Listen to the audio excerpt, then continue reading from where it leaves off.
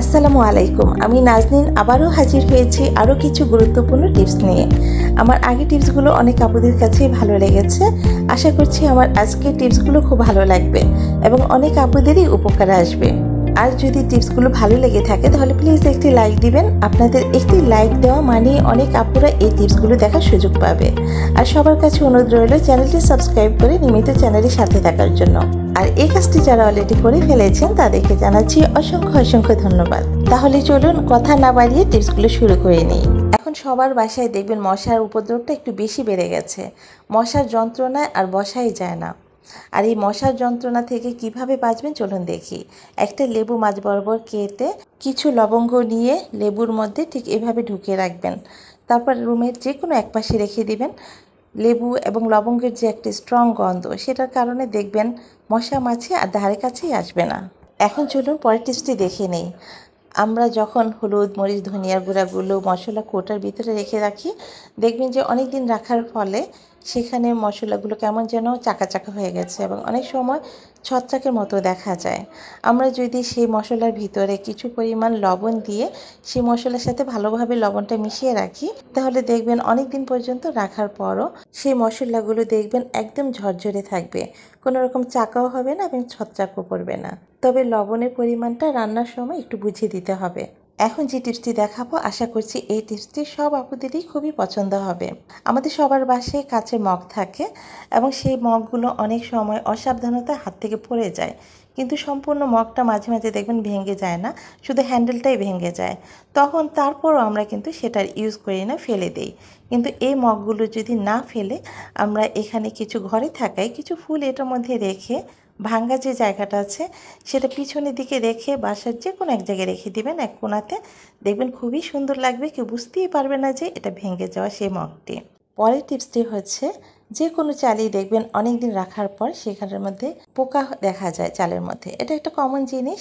আমরা যদি এই চালের মধ্যে কিছু শুকনো মরিচ এবং কিছু তেজপাতা ছোট ছোট করে কেটে চালের মধ্যে ঢুকিয়ে রাখি এবং সেই ঢাকনাটা দিয়ে ভালোভাবে ঢেকে রাখি তাহলে দেখবেন যে তেজপাতা এবং শুকনো মরিচের যে একটা স্ট্রং গন্ধ সেটার কারণে চালের মধ্যে কোনো পোকাই আসবে না। এখন চলে যাব পরের টিপসে।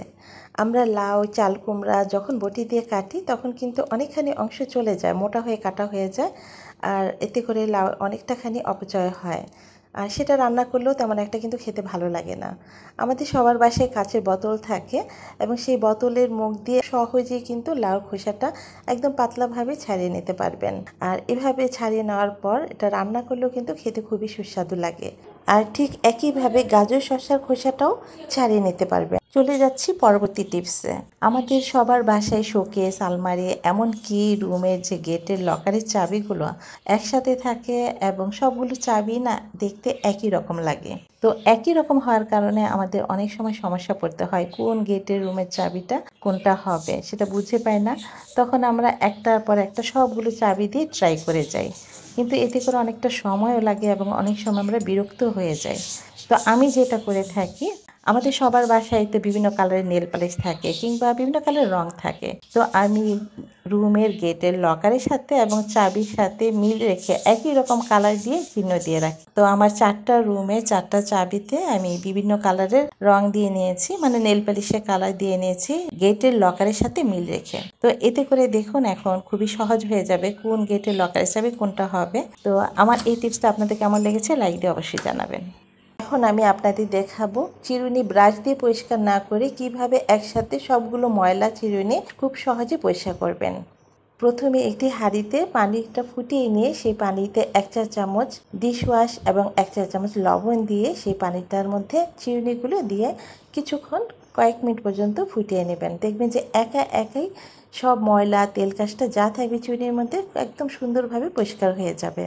আর দেখুন কতটা ময়লা জমেছে নিচে, চিরুনিগুলো একদম পরিষ্কার হয়ে গেছে। এখন একটু পানি দিয়ে ধুয়ে নিলেই হয়ে যাবে।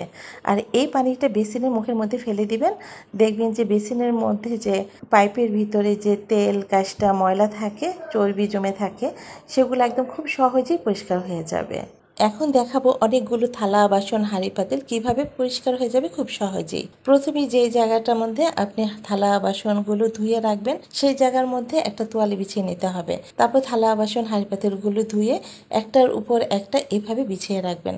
দেখবেন খুব সহজেই পানি সেই থালা বাসন থেকে পরে এই তোয়ালের উপর পড়বে এবং তোয়ালে সেটা খুব সহজেই শুষে দেবে। এতে করে খুব অল্প সময়ে থালা বাসনগুলো একদম শুকিয়ে ক্লিন হয়ে যাবে এবং সেই জায়গাটাও একদম পানি পড়ে নোংরা হবে না, নষ্ট হবে না, একদম পরিষ্কার থাকবে। তো আমার আজকের কোন টিপসটা আপনাদের ভালো লেগেছে অবশ্যই লাইক দিয়ে কমেন্টে জানাবেন। আর আপনি যদি আমার চ্যানেলটিতে আজকে নতুন ভিজিট করে থাকেন তাহলে চ্যানেলটি সাবস্ক্রাইব করে রাখতে পারেন। সবাই ভালো থাকুন, সুস্থ থাকুন। আল্লাহ হাফিজ।